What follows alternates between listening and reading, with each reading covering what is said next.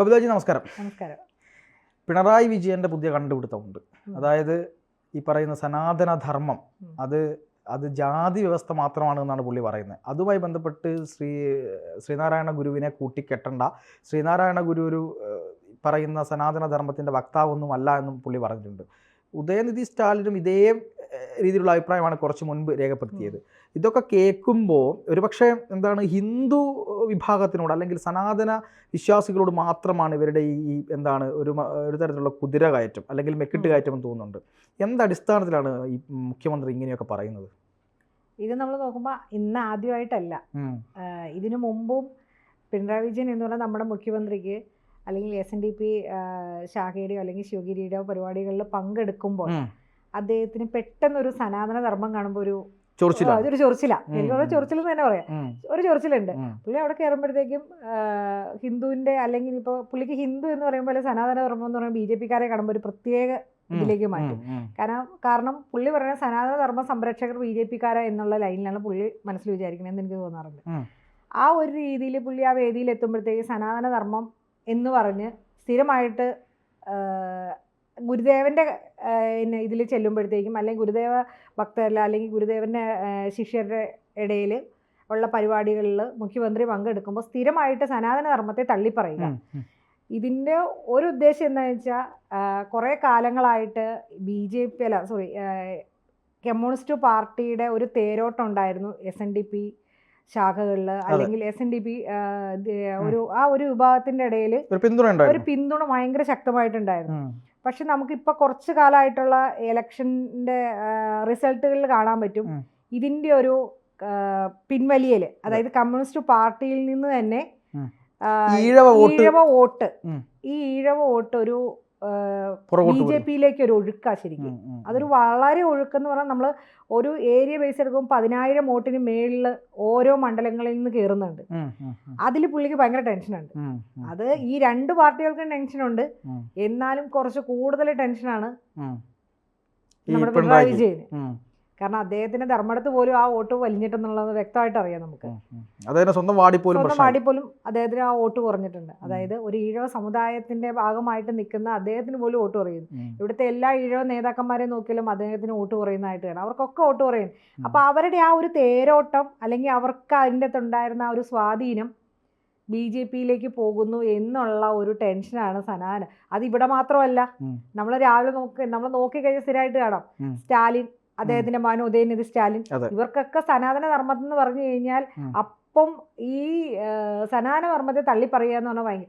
ഇപ്പൊ നമ്മള് ആന്ധ്രാപ്രദേശിലേക്ക് നോക്കിയാൽ തന്നെ ജഗൻമോഹൻ റെഡ്ഡി സനാതന ധർമ്മത്തിനെ എങ്ങനെ ചവിട്ടി ഇറക്കാന്നുള്ള ഇപ്പൊ അതിലൊരു വ്യത്യാസം വന്നേക്കണെന്ന് വെച്ച് കഴിഞ്ഞാൽ പവൻ കല്യാണിനെ പോലുള്ള സ്ട്രോങ് ആയിട്ടുള്ള നേതാക്കന്മാര് സനാതന ധർമ്മം സംരക്ഷിക്കുമെന്ന് സ്ട്രോങ് ആയിട്ട് പറയുമ്പോഴാണ് അവിടെ ജഗൻമോഹൻ റെഡ്ഡിയെ പോലുള്ളവരെ അവരുടെ ആ പ്രതിഷ്ഠ തന്നെ ഉടയണത് അവിടെ. അതെ, തീർച്ചയായും. ഈ വെള്ളാപ്പള്ളി നടേശനൊക്കെ വളരെ സ്ട്രോങ് ആയിട്ട് CPM-നൊപ്പം നിന്നിരുന്നെങ്കിൽ പിന്നീട് അദ്ദേഹത്തിനും അഭിപ്രായം മാറ്റേണ്ട ഒരു സ്ഥിതിയിലേക്ക് പോയി. കാരണം ഈഴവ വോട്ട് വളരെയധികം CPM-നകത്തേക്ക് പോകുന്നു എന്നൊരു യാഥാർത്ഥ്യമുണ്ട്.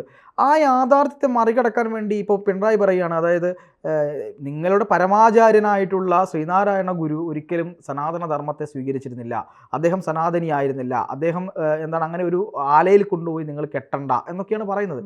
പിന്നെ ശ്രീനാരായണ ഗുരു ആരായിരുന്നു? ശ്രീനാരായണ ഗുരു വലിയ മൊയ്ലിയാർ അങ്ങനായിരുന്നു എന്നാണ് എൻ്റെ സംശയം. അതാ ഞാനിപ്പോ പറഞ്ഞത്. കാരണം അങ്ങനെ ആയിരുന്നെങ്കിൽ എന്തുകൊണ്ട് അദ്ദേഹവും അല്ലെങ്കിൽ അദ്ദേഹത്തിന്റെ പാത പിന്തുടർന്ന് പറഞ്ഞ ശിഷ്യന്മാരും ഇന്നിവിടെ കേരളത്തിലെ ക്ഷേത്രങ്ങളല്ലാണ്ട് ഒരു പള്ളിയോ അല്ലെങ്കിൽ ഒരു മുസ്ലിം പള്ളിയോ നിർമ്മിച്ചിട്ടില്ല, ഇവിടെ ഒരു മോസ്കോ ഇതൊന്നും ഇവിടെ ഉണ്ടാക്കിയിട്ടില്ല. നമ്മൾ ഇന്ന് കാണുന്ന ഗുരുദേവന്റെ ശിഷ്യ ഗണത്തിൽപ്പെടുന്ന എല്ലായിടത്തും നമ്മൾ പൂജിക്കുന്നത് ഹിന്ദു ദൈവങ്ങളെയാണ്. ഇനി ഹിന്ദു ദൈവങ്ങളൊന്നും സനാതന ധർമ്മത്തിന്റെ ഭാഗമല്ലേ?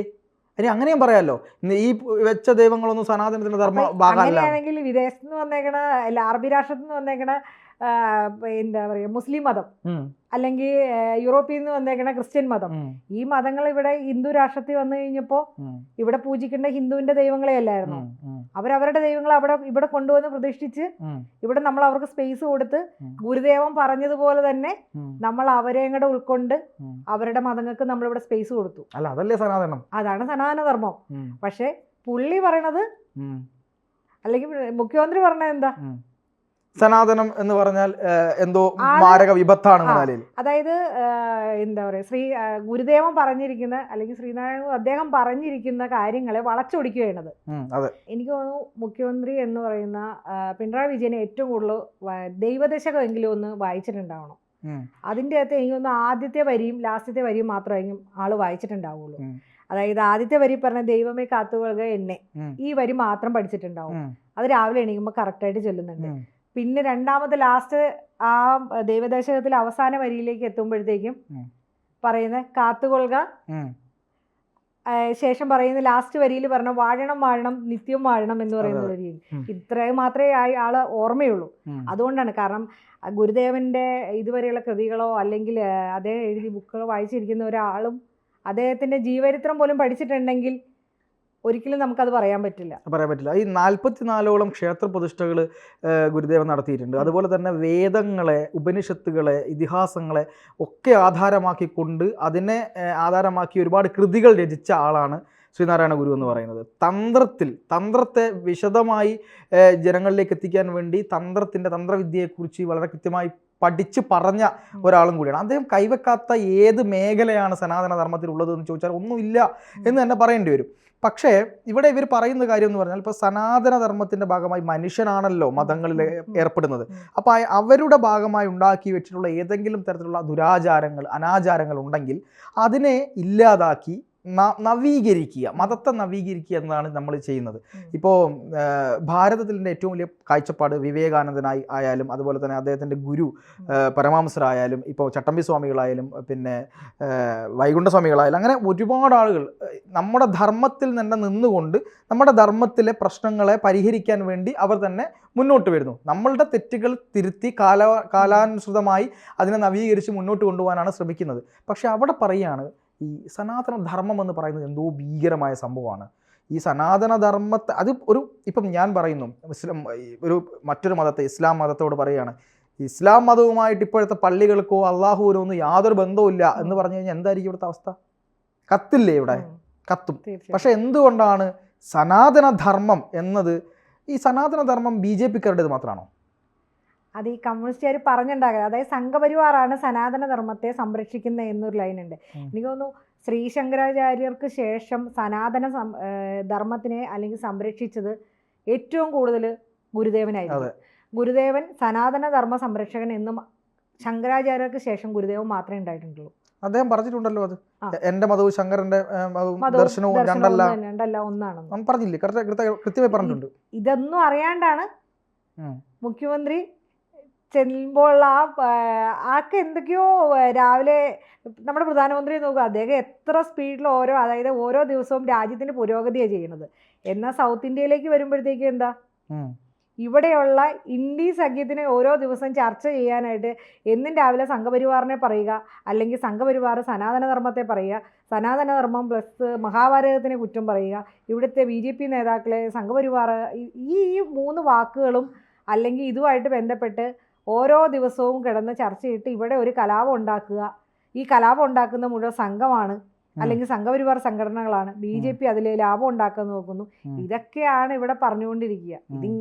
ഇതൊന്നും അല്ല, ഇതിൻ്റെ അപ്പുറം ഈ ലോകത്തിലിപ്പോൾ പ്രത്യേകിച്ച് കേരളത്തിലാണെങ്കിൽ പോലും ഓരോ ആളുകൾക്കും വ്യക്തമായിട്ട് അറിയാൻ പറ്റുന്നുണ്ട്. ഇപ്പം നമ്മളെ പോലുള്ള ഒരുപാട് ആളുകൾ ഇവിടെ നിന്ന് ചാനലിൽ നിന്ന് സംസാരിച്ചും ഈ സോഷ്യൽ മീഡിയ ഉള്ളിടത്തോളം കാലം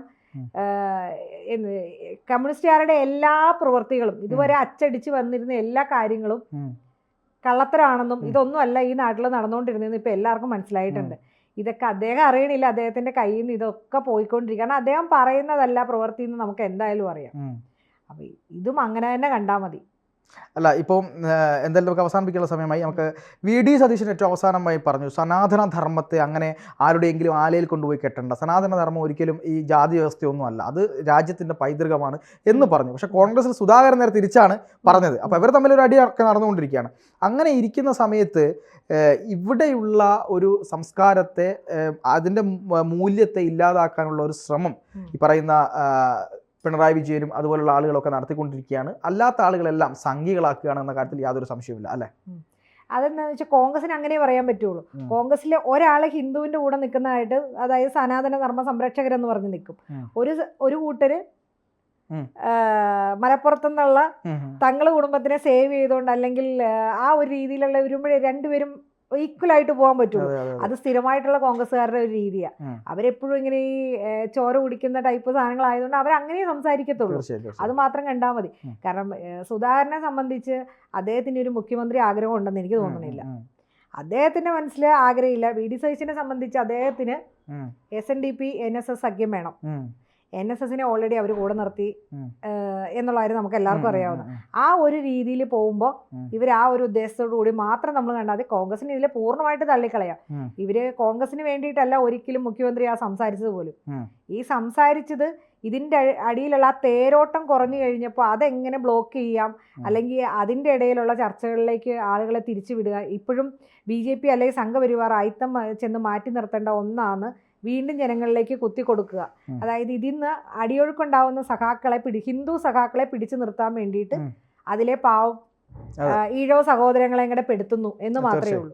എന്തായാലും സനാതന ധർമ്മവുമായി ബന്ധപ്പെട്ട് ഇത് ആരുടെയും സ്വത്തല്ല, ഇത് ഈ രാജ്യത്തിന്റെ പൈതൃകമാണ്. അതിനെയാണ് ആക്ഷേപിക്കാൻ ശ്രമിക്കുന്നത്. അതെന്തായാലും ജനങ്ങൾ തിരിച്ചറിയാൻ കഴിയും.